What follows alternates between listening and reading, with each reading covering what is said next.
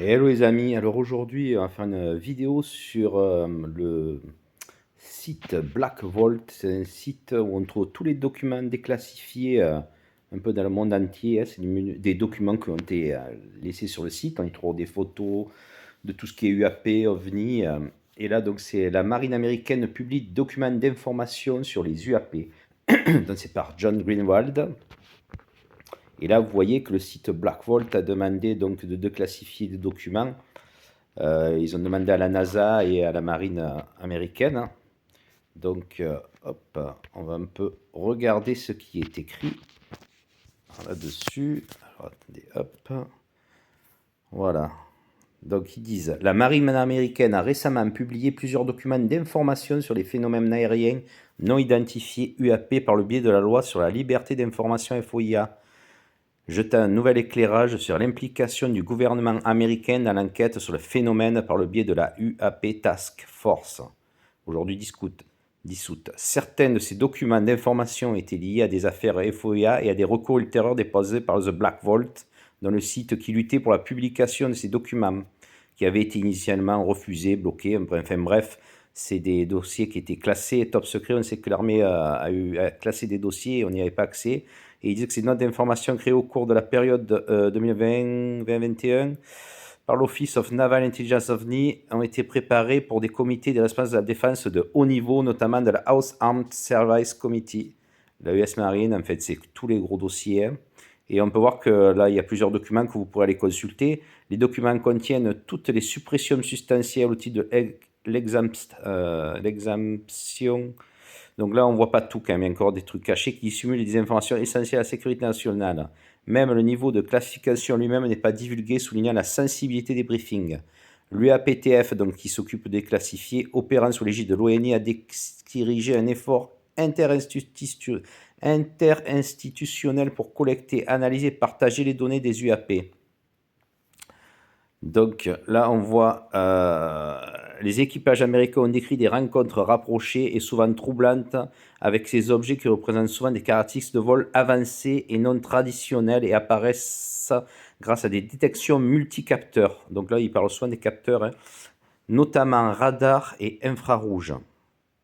La tâche de l'UAPTF, comme détaillé dans le briefing du 17 mai 2021, hein, est de collecter et de centraliser ces données tout en supprimant la stigmatisation liée au signalement des incidents, en encourageant davantage l'équipage à signaler les observations sans crainte de représailles aux professionnels. Selon ces documents, le groupe de travail considère ces rapports comme essentiels pour anticiper et traiter les menaces potentielles. Donc là, on voit les signalements qu'ils ont fait, comment ça fonctionne, hein. Hop, on voit les triangles, vous voyez, les IR, dans les infrarouges, système, c'est toutes les techniques de capteurs. Au cours des briefings, plusieurs exemples de rencontres avec des UAP sont partagés, bien que la plupart restent fortement censurés. Un exemple décrit un UAP observé comme un objet sphérique qui s'est déplacé vers la surface de l'eau avant de disparaître. Les efforts de recherche de l'épave n'y ont rien donné. Donc là, il parle du tic-tac. Un autre incident fait état de l'observation d'objets triangulaires grâce à une confirmation visuelle et à des capteurs qui, comme de nombreuses autres observations, ont eu lieu près des zones d'entraînement américaines, où se déroulent à la fois des tests de routine. Donc il y a souvent des ovnis dans les zones où ils font des essais, hein. C'est d'ailleurs où on a vu les tic-tac, les mystérieux tic-tac qui plongent sous l'eau. Ces briefings révèlent que l'UAPTF travaille activement avec les partenaires du ministère de la Défense ainsi qu'avec les agences comme NASA, la Fédérale Aviation Administration et la Communauté du renseignement. Bref, il y a un peu tout le beau monde.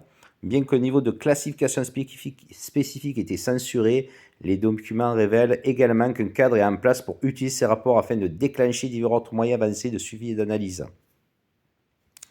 Donc là, vous voyez, on a tous les documents et les rapports qui sont consultables.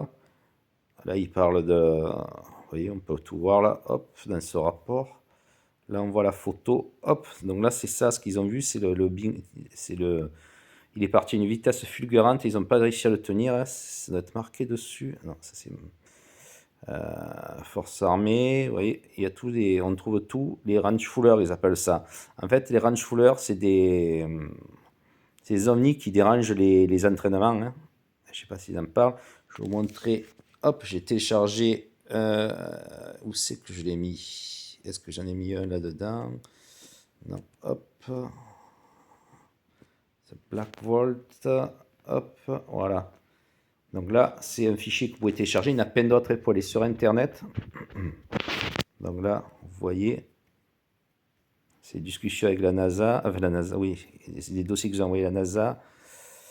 Encore un truc classifié. Hop, donc j'ai demandé, j'ai fait une petite traduction avec ChatGPT parce que j'ai pas accès à tout. Hop, il faut traduction range folder. Est-ce que c'est là?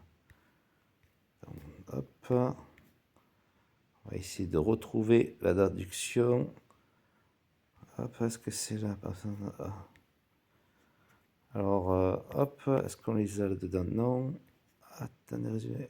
Documents aéronautiques. Donc ça, c'est les documents aéronautiques qu'on a trouvés. Range Fuller. Est-ce qu'on le trouve, le Range Fuller? Est-ce qu'on a... Donc voilà, là, ça va être tout le... Donc le terme range folder n'est pas reconnu dans le domaine des objets volants non identifiés. Il est possible qu'il s'agisse, et après j'ai bien spécifié, donc c'est le range folder fait référence aux objets volants non identifiés qui perturbent les exercices et opérations militaires dans les zones définies d'entraînement. Donc là, j'ai donné le fichier données-vie pour qu'il me regarde et qu'il traduise. Alors j'ai demandé, hop, donc c'est le département de la marine du bureau du chef des opérations navales. Donc vous voyez, il répond au Black Vault. Votre demande en vertu de la loi sur la liberté d'information FYI et la loi sur la protection de la vie privée datée du 19 juin a été reçue notre bureau. Donc là, ils ont réussi à déclassifier certains documents.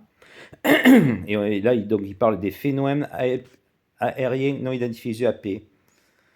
Donc les lois, et après, là, il parle des différents cas, donc du tic-tac, qu'on voit le 14 novembre de l'INITCA, le groupe d'attaque du Nimitz, donc ça c'est les bateaux avec des avions là, et ils ont dit que l'USS Princeton et porte-navire et porte-avions plutôt et d'autres unités rapportées avoir observé un objet blanc solide, lisse, sans bord visible.